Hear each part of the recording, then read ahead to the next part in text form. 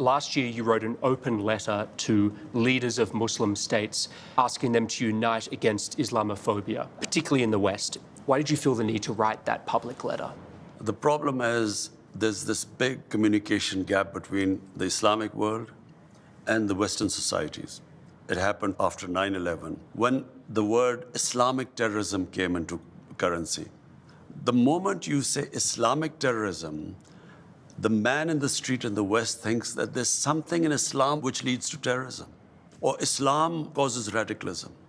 After 9/11, any time some terrorist act went on where a Muslim was involved, the entire 1.3 billion Muslims started becoming targets.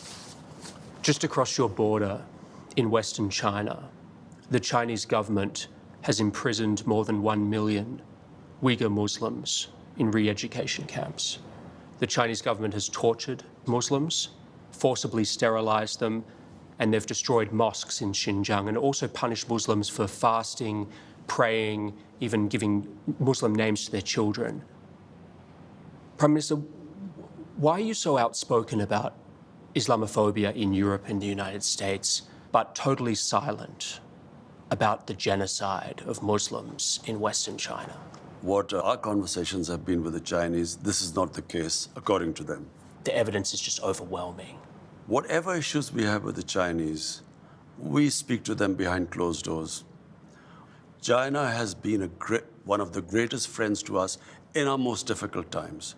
When we were really struggling, our economy was struggling, China came to our rescue. So we respect the way they are, and whatever issues we have, we speak behind closed doors. How come this is such a big issue in the Western world? Why are the people of Kashmir ignored? It is much more relevant. Compared to what might be going in the Uyghurs, 100,000 Kashmiris have been killed. There are 800,000 Indian troops which have, literally, it's an open prison in Kashmir. 9 million Kashmiris are put there. Why is that not an issue? So I think it's hypocrisy.